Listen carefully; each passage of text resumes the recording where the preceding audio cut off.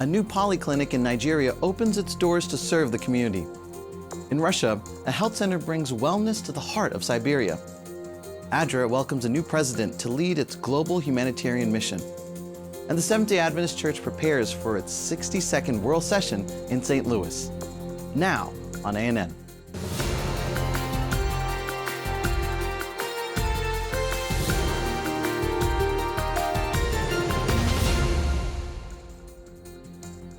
In just a few months, the city of St. Louis, Missouri, in the United States, will become the center of decision-making and celebration for the Seventh-day Adventist Church.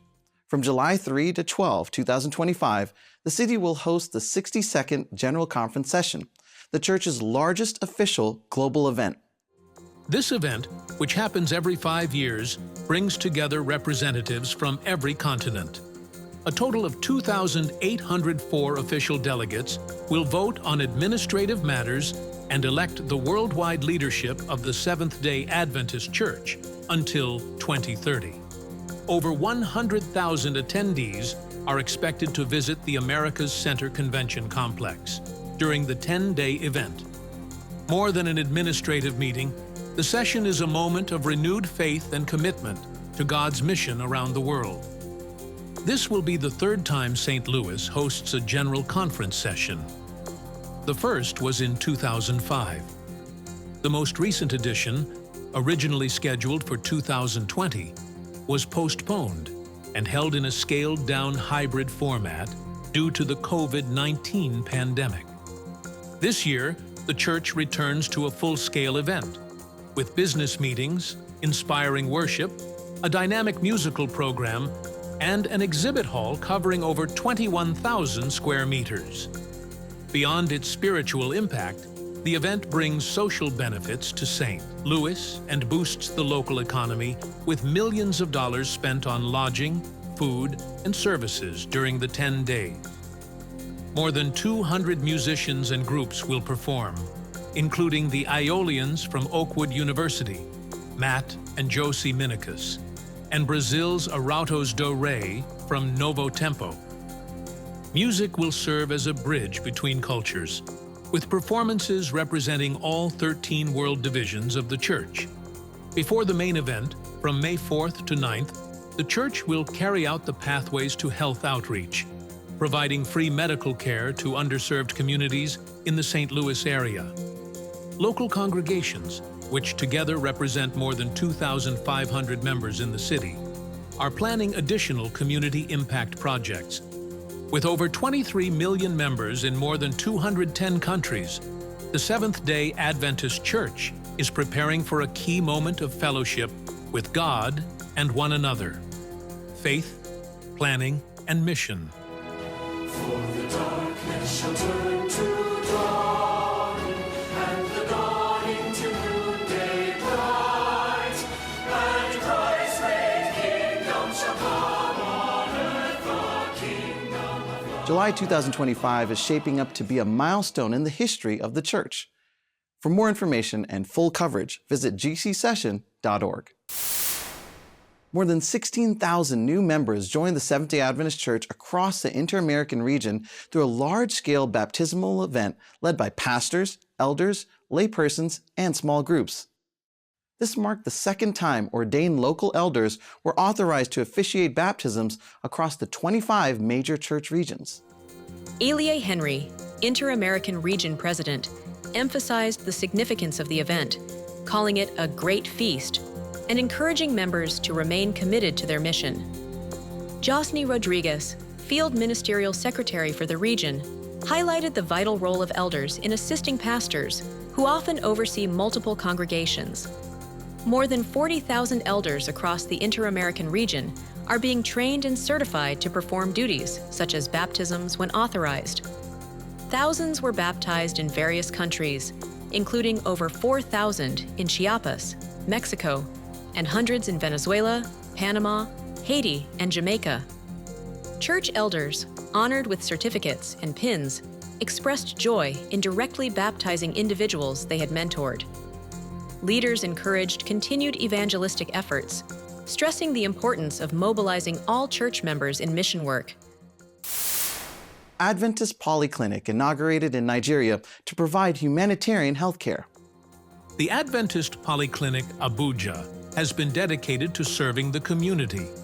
Located in Koroduma, Karu, in Nasarawa State, Nigeria, the new healthcare center aims to improve access to medical services in a region with significant healthcare shortages. The inauguration ceremony was attended by religious leaders, local authorities, and representatives from Adventist Health International, a Seventh-day Adventist organization that supports hospitals and clinics worldwide. Also present were leaders from the West Central Africa Division of the Adventist Church, emphasizing the importance of this initiative for the local population. The facility will provide accessible and compassionate medical care to all, regardless of background or social status. This project is part of the Seventh-day Adventist Church's global mission to promote holistic health care, combining professional excellence with Christian values. Adventists in Panama have taken a major step toward establishing the country's first Chinese Seventh-day Adventist Church through the Chinese Music and Evangelism Festival. The event blended cultural elements and Western music, drawing over 50 attendees and strengthening ties between the church and the Chinese community. More than just a cultural gathering, the festival, held in Panama's Chinese business district, served as a center of influence, promoting Mandarin language learning, health treatments, and spiritual engagement. As a result, 7 Chinese individuals were baptized, and 13 accepted Jesus. A notable testimony came from Yamijo Yinying, who initially sought health treatments for her husband, but later embraced the Christian faith and was baptized. She also served as a translator for guest speaker Daniel Zhao, president of the Seventh-day Adventist Church in China. The Center of Influence will continue offering Bible studies, language courses, and health services, with hopes of expanding the church's presence in the Chinese community. Church leaders see this initiative as a model for future evangelistic efforts across the region. ADRA International has announced Paulo Lopez as its new president, effective April 1, 2025.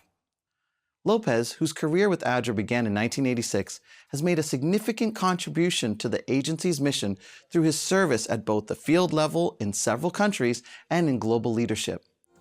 Most recently serving as the regional director of ADRA South America, Paulo Lopez brings decades of international humanitarian experience, leadership, and community development to his new role as president of ADRA International.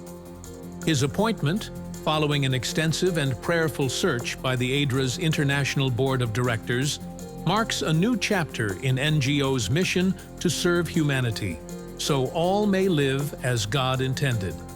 Lopez succeeds Michael Kruger, who has served ADRA International for the past decade, the past 5 years as president. He will be taking on a new role as vice president and chief financial officer of Adventist Healthcare, White Oak. Kruger expressed gratitude for his time with ADRA and its dedicated team. Under Lopez's leadership, ADRA will continue to focus on disaster response, development programs, and advocacy for vulnerable populations, even amid financial challenges following the recent U.S. Agency for International Development, USAID, aid suspension. In a short interview, Lopez outlined key priorities for ADRA's future and addressed current challenges. Well, first of all, we need to deal with the situation we have right now in this office. We have to reduce our structure to the level that we can afford within the budgets that we have. But then we're looking at how to address this issue because ADRA for so long have been over-dependent on USAID funding.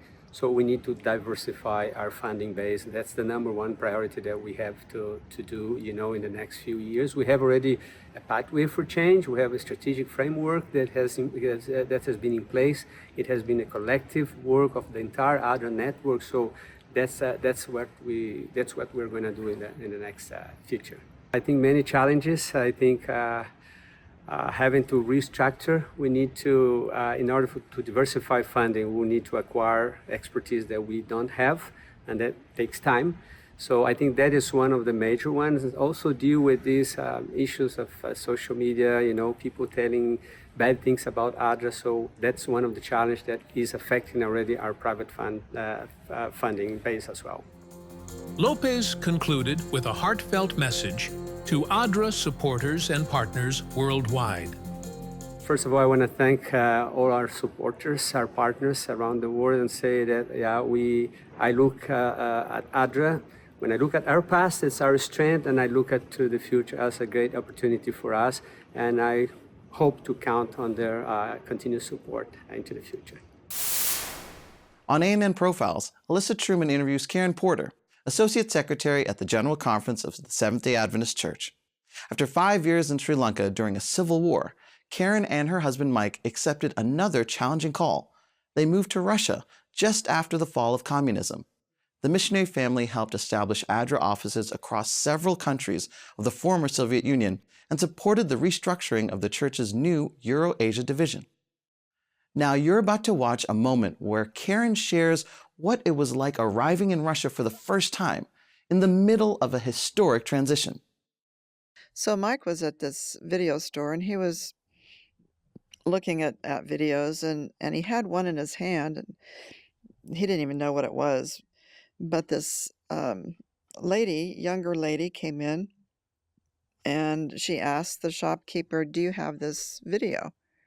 And it was the one that Mike had in his hand. And Mike said, "Well, here, you can have it. I mean, I'm not planning to take this anyway." "Oh, no, we can't do it." Anyway, she ended up talking quite a while with Mike, and she invited us to come over to their house, for a meal. They invited us to come and visit them after they went back to Russia, and so we did. And we ended up staying with them in their small apartment.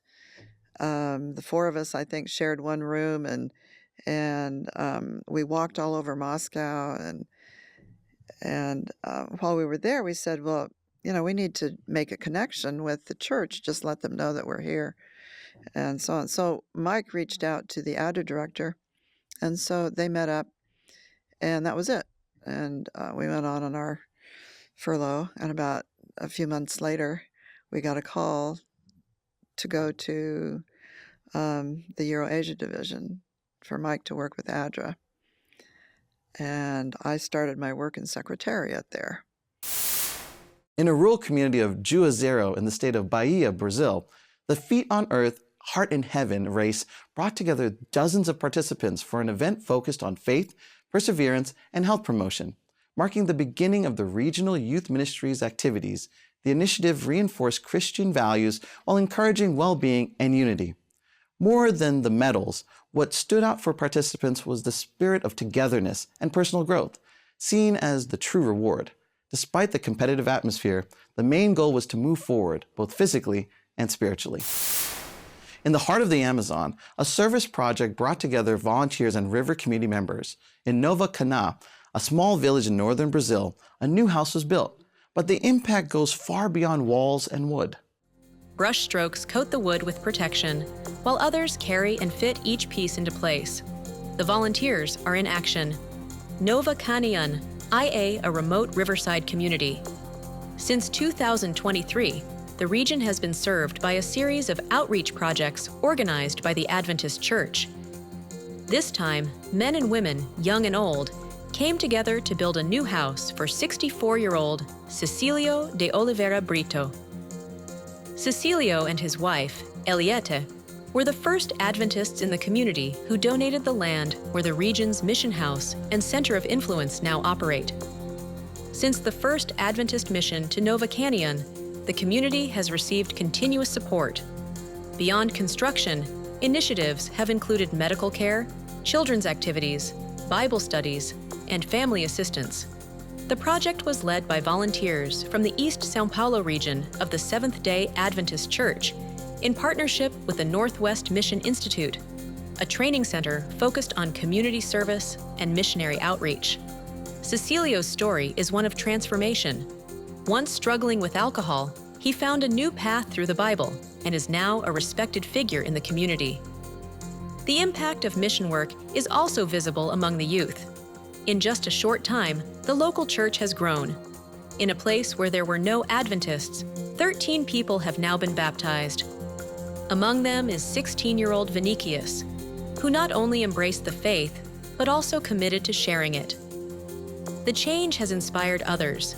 Many who once watched from a distance now attend meetings and study the Bible. A church that began with just one couple has become a place of welcome for the entire community. With every beam lifted and every structure built, the message becomes clear. Faith is lived through action. The church is growing, lives are changing, and the mission continues.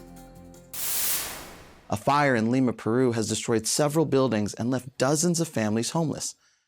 In response to the emergency, over 100 Adventist youth have answered the call for solidarity and service, mobilizing through ADRA Peru to provide aid and support to those affected.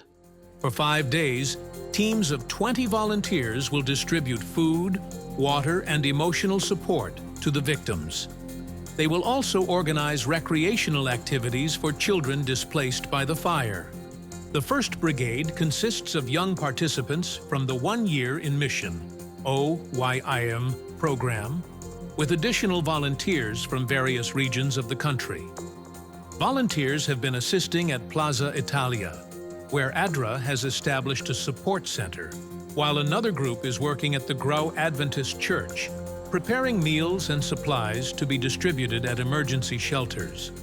The call for volunteers received an immediate response, showcasing the strong spirit of service. The fire, which originated in a warehouse on Giron Cangalo, has destroyed multiple homes and caused buildings to collapse, leaving over 20 families in vulnerable conditions. While firefighters continue their efforts, the young Adventists have become a reflection of Christ's love by bringing hope and help to those most in need. In the Europe and Asia region, the Seventh-day Adventist Church continues to expand its initiatives, strengthening its mission and promoting health, education, and family values, even in some of the most remote areas on the planet. In the heart of Siberia, one of the coldest and most isolated regions in the world, the Adventist Church has inaugurated a new health center to promote physical and spiritual well-being. The Baikal Health Center, located on the shores of Lake Baikal, the world's largest and deepest freshwater reservoir, was born from the dream of an Adventist from Irkutsk and became a reality with the support of volunteers. The center offers rehabilitation programs based on biblical principles, helping visitors improve their health and strengthen their faith. Despite extreme temperatures and logistical challenges, the project was completed and is already transforming lives. The second story comes from one of the most distant regions of the Euro-Asian continent, where the Adventist Church organized the Christian Family and Marriage Week. The event took place in the Russian Far East, a vast area stretching to the Pacific Ocean, home to some of the most isolated Adventist communities in the world. Throughout the week, families participated in lectures and prayer sessions, both in person and online. The event concluded with a special service dedicated to children, reinforcing the church's commitment to strengthening family bonds, even in hard-to-reach regions. And in Tula, Western Russia, a major breakthrough for Adventist literature was celebrated. After more than 20 years of waiting, the Source of Life publishing house acquired a new plate-burning machine for offset printing, an essential step in the production of missionary books. Previously, the printing plates had to be outsourced, a process that took up to 24 hours and incurred high costs. Now, the entire production is done in-house in just 3 minutes, making the process significantly faster and more efficient. With this modernization, the publishing house will be able to increase the distribution of missionary materials throughout the Euro-Asian region, including remote areas, bringing a message of hope and faith to thousands of people. Churches across Nepal celebrated the International Women's Day of Prayer, highlighting the vital role of women in fostering faith and unity. Women led worship services and programs, emphasizing prayer's power in strengthening families and communities. Their intercession provides encouragement, healing, and spiritual growth, leaving a lasting legacy of faith. The event also honored women leaders with gifts and special meals. The celebration empowered women to remain guiding lights in their churches and communities. In the Philippines, the Northern Luzon region held a vacation Bible school training and Harvest 2025 orientation to equip children and their parents for evangelism. The orientation offered a preview of Harvest 2025, a year-long evangelistic movement targeting communities across 11 countries in the 1040 window, a region stretching from North Africa to Southeast Asia, where more than 60% of the world's population lives, most of whom have not yet heard the gospel message. While traditionally focused on church leaders and adults, this initiative uniquely empowered children to serve as frontline evangelists. Through interactive workshops, storytelling, and hands-on activities, young participants learned how to share the love of Jesus in their neighborhoods, schools, and homes. The training also emphasized the vital role of parents, especially mothers, in nurturing young missionaries by integrating faith-based values into daily life. Overall, the program underscored a powerful truth. The mission is not just for adults. Children are essential partners in sharing the gospel, and with the right guidance from parents and mentors, they are prepared to make a lasting impact for Christ in their communities. 2 women facing diabetes and stomach cancer found hope at the Emerson Clinic. This NGO, founded by a doctor and his wife, offers healing through healthy habits encouraged by the Seventh-day Adventist Church. Testimonies of overcoming and faith directly from Maryland, United States, where the clinic treats its patients. My name is Sharon Ziesmer, and I live in Berkeley Springs, West Virginia. That's our retirement place, my husband and I. So we are enjoying the country life for the first time and really being able to really grow our things that we wanted to have our orchard, to have our animals. We have chickens. We eat a plant-based diet. I discovered that I had diabetes, and it ran in my family. My mother had it, her mother had it. I thought that it would pass me because for some reason I thought that I was immune to it because of my plant-based diet, but I later understood that I couldn't just use the oils freely like I was using them, thinking that I could just eat whatever I wanted to eat. Dr. Emerson discovered it when I was at a camp. He had me come in, to talk to him about it, and then he tells me, and I was just kind of in shock. But I don't want to die of diabetes complications like my mother did.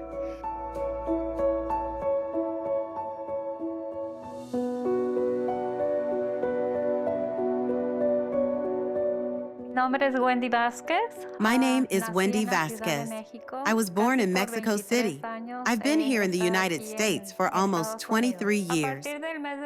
As of December 2023, I began to have coughing problems, a very strong cough. And I thought it was the COVID I had. It lasted me a long time. My voice began to change. I went to the doctor and she sent me to do some studies. And in those studies, it came out that I had 2 fibroids inside my stomach. They sent me to do surgery, so I decided to look for a person specialized in fibroids and who would do it more naturally.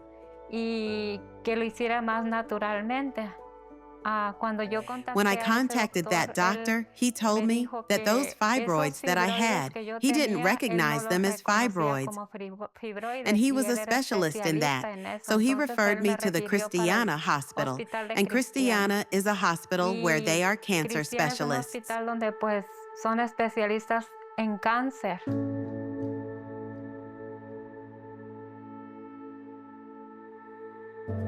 When I started following the things that Dr. Emerson and his clinic had prescribed, it wasn't hard. I feel very good about the results.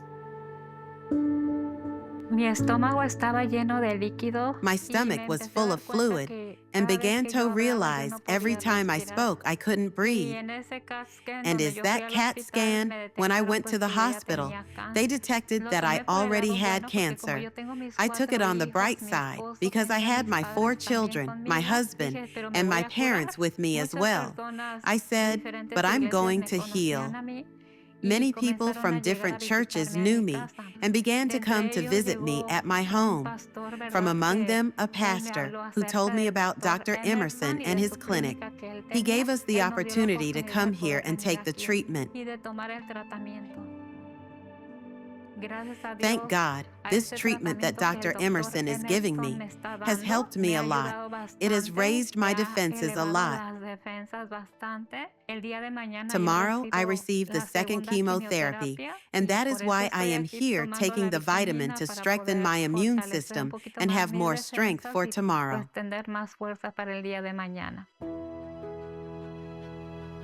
I've been so impacted, and I believe that everybody can do this and that it should be duplicated in all homes. And so I'm hoping to educate people as well. I teach them hydrotherapy, and I teach them a lot of the things that they will need to know, the basic things. Actually, I'm getting ready to do another clinic where I'm going to do a joint pain clinic, and I'm hoping, it just opens up minds and hearts. I hope that this motivates people.